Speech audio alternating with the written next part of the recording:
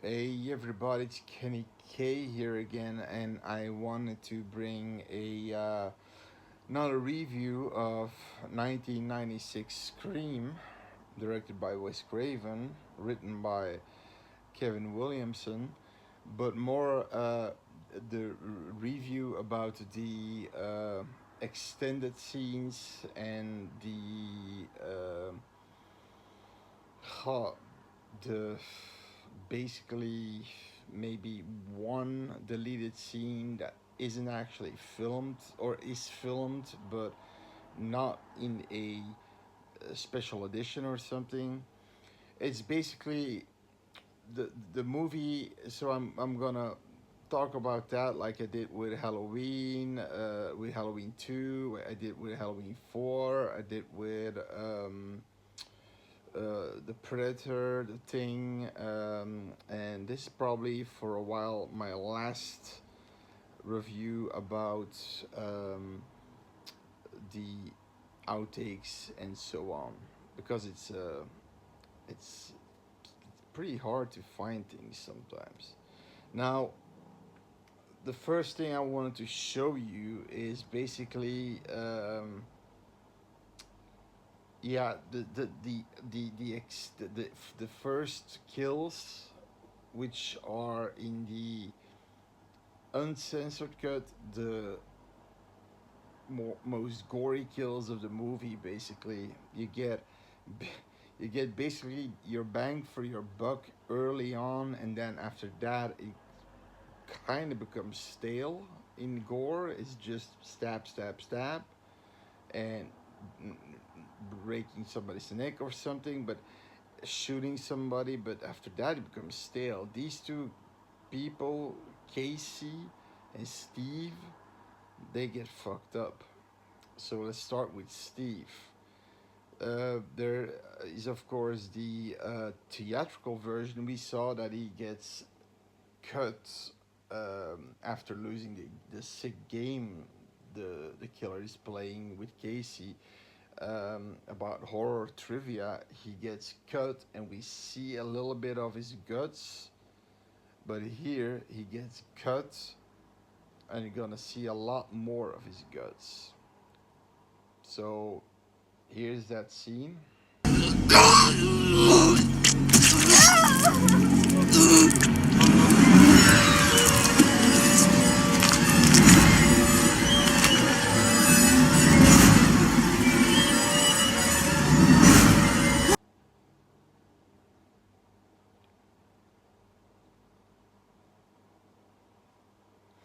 So you could see that the guts fell out of the chair, and here's a picture of him again with the guts falling off, and it seemed to me like his left, I mean, from our point of view, actually his right arm. It's his right arm, but our point of view, it's his left arm.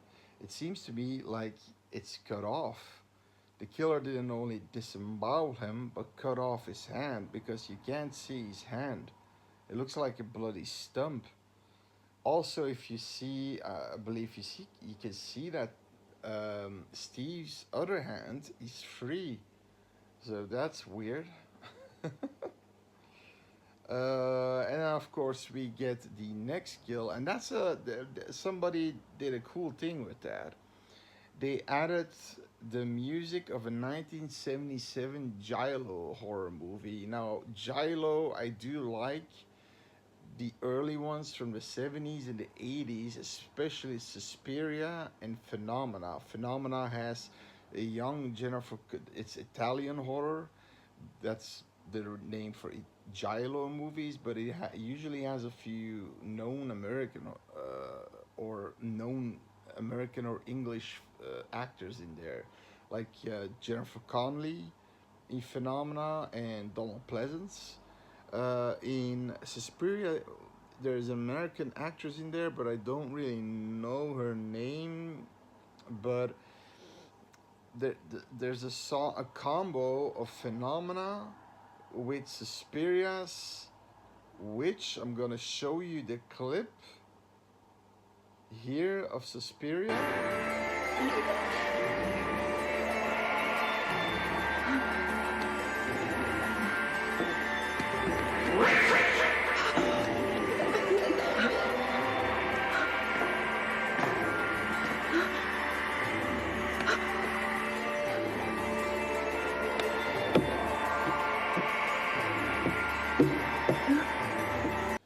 Okay, so you heard it. I recommend this movie. I give it a 7 at least. It's a really good movie, a creepy movie, really great. And then we see Casey's there, and I'll I'll just show you, and then I'll talk about it. Here.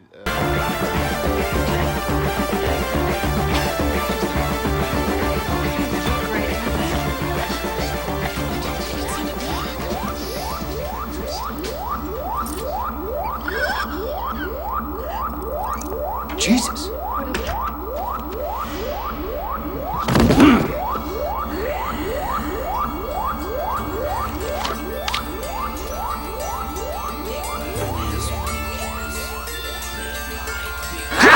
Casey!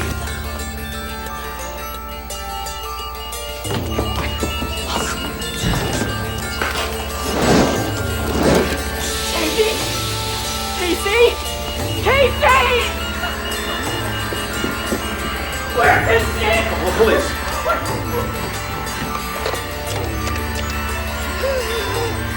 Casey! Casey, you upstairs? Casey, baby.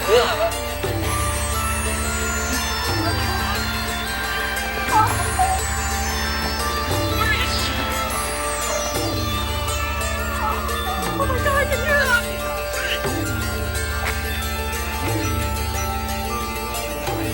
Get the car. Drive down to the Mackenzies. Call the police.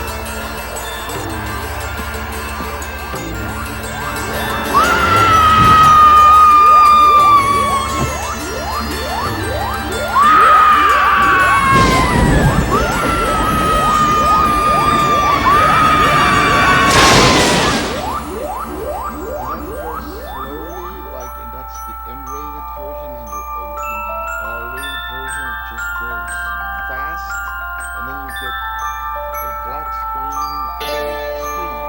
Now you get urlo, which apparently means scream in Italian, and you see, we keep seeing her body with her face like this, and then her half of her upper body full of blood, and we see featuring Neff Campbell, and I see all the actors. So I didn't do all the actors, but basically it's just featuring all the actors while we see Casey hanging there.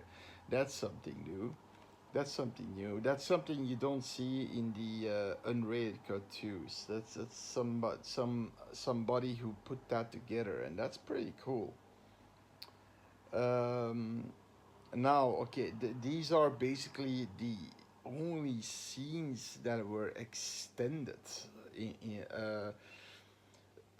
There is a deleted scene which, because the script was actually perfect, it was a tight, perfect script that didn't need a lot of deleted scenes. Kevin Williamson is extremely a good writer. Scream is his lightning in a bottle. It's his baby, you know. Um, they didn't they didn't had a lot of mistakes, or they didn't need any deleted scenes because the movie was perfect as it was. Now there is a deleted scene uh, that you only can see in a documentary called something like 30 minutes Scream, 30 minutes of the original, a Scream documentary of the original, or making of the original. I'm not sure. And there's a scene in there where Tatum and Sydney are putting, um, after they went, or went from the grocery store, putting it uh, in Dewey's car, and then Tatum, knowing Tatum, just pushes the cart away, and Dewey's like, Tatum, and Tatum is like, get in the car, doofus. So, and now we see the cart flying against the rolling against the dumpster, and we see a ghost face mask in there. Now, I'm still thinking that you see Ghostface at a moment when Casey and Sydney are talking about the fact if Cotton Wary is still the killer or not. Sydney starts to doubt, get doubts, and we see Ghostface in the bushes, and then later on we see him standing in a convenient fucking store where everybody can see him, where there are cameras and all that shit, or cops outside. Why would he risk that just to follow him? I'm guessing those were pranksters. I mean, they're constantly pranking her the entire movie long. Um, Probably a prankster put the mask in the garbage and ran away so he wouldn't get caught, right? So that scene wasn't really doing anything.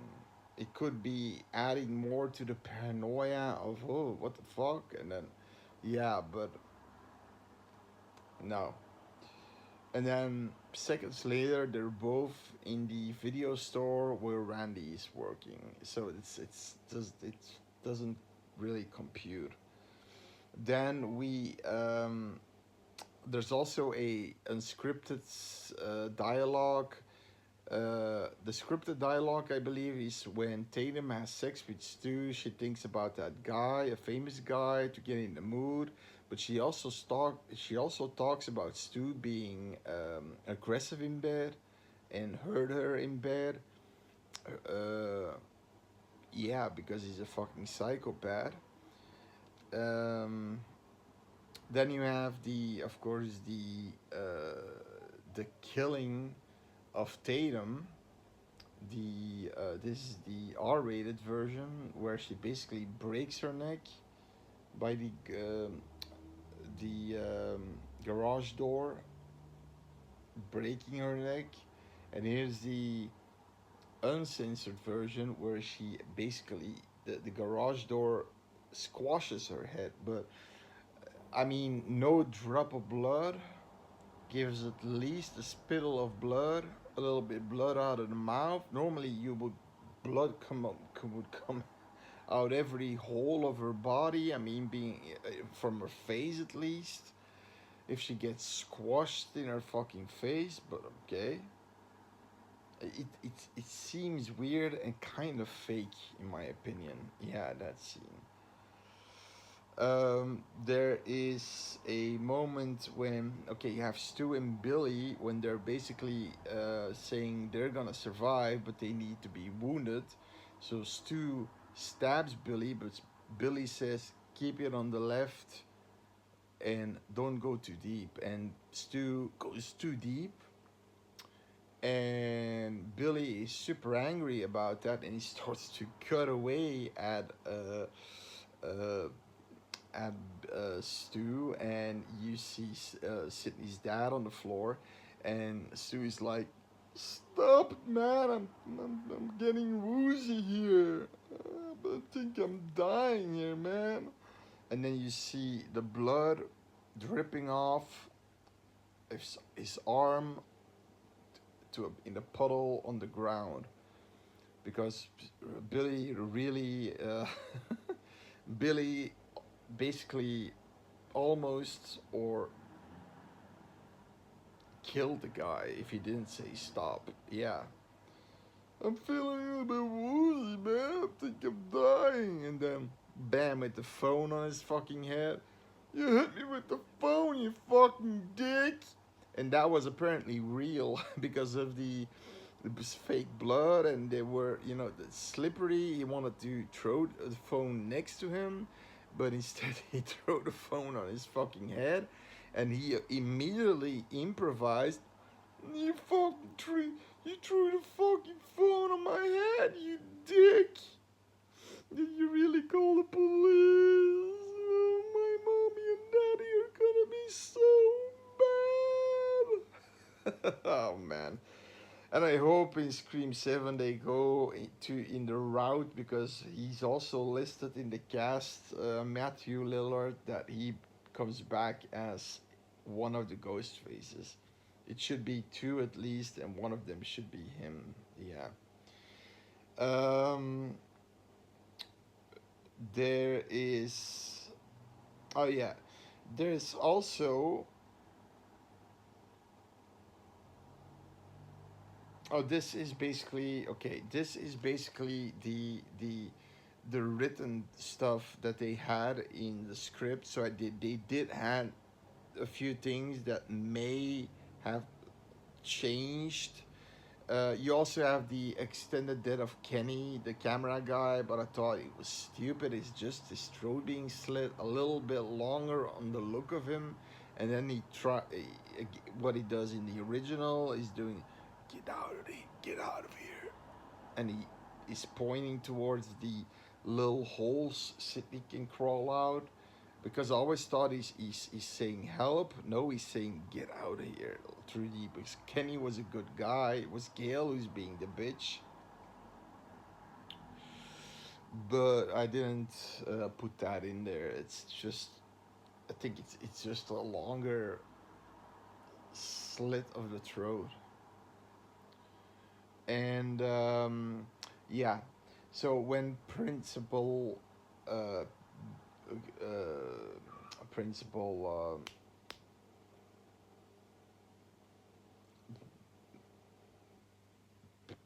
Pimbry, Henry Winkler, gets killed, the first draft of the script said that he was put in a fridge, and somebody in the kitchen of a school found him in the fridge. So he wasn't hung on the poles. But then they knew, oh shit, we have to get all these kids out of Stu's house. So they went with that route, that they would. But in this script, we would see the Henry Winkler's dead body. But that was, of course, a better idea to get the kids out, right? Also,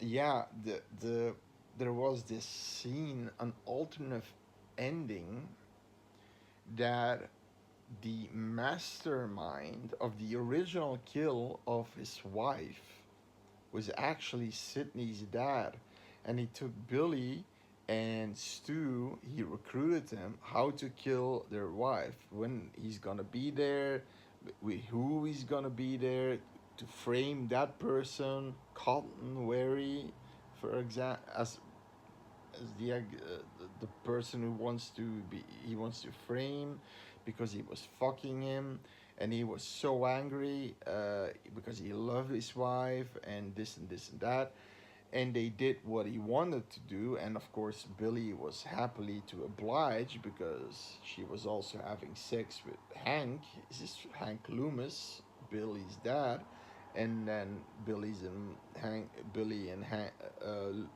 mom uh, run away and left him, and then things went off the rails, and Billy wanted to kill Sydney, and that was never the plan. So what they wanted to do was, the initial plan was to frame Sydney's dad this time, and that was all the same at the ending, except Sydney's dad, he gets freed, and he shoots Billy through the head and Stu through the head. And he confesses what he did, and eventually he sits on his knees, starts to cry, and he's taken by the police. It's a more of a not the best ultimatum, right? And not, yeah. Um,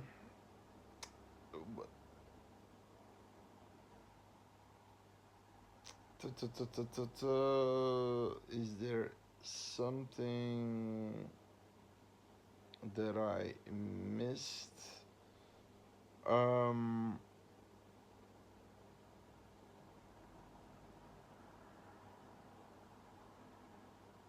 yeah, he had Wes Craven in there as Fred the janitor, who has the same clothes and the fedora like Freddy Krueger, and you have Linda Blair in this as an obnoxious reporter, but it's not, you know, that's about it. uh, yeah. With that being said, that's basically it. You don't have a lot of deleted scenes. The movie was basically perfect with what they had, and they didn't need a lot of deleted scenes. If you want to look for that little scene that I just talked to you about, that pushing the cart against the trash can and seeing the mask in it, you have to find a documentary about the original of 30. It's 30 minutes long, and there are certain scenes in these documentaries that were filmed but not put in the movie because they didn't add too much to the movie. So that being said, I hope you're satisfied. I know not a lot of scenes, but if you want to see the cut where everything is on, then I think the newest Blu-ray has the what's it called, the NCA 17 cut. That's I believe that's right, NCA 17 cut. It has the extended uncensored cut with the guts flopping out Stephen Ort's belly, and then you see a slower transition to Casey's body, and you can see the intestines hanging out. You saw that in this one. Plus, you get a longer look with the implemented giallo song, which was interesting. That was something new that you won't see in any version. So there again, I hope you enjoy. So that being said, see you later. And if I don't see you, happy holidays and a lot of presents. Bye bye.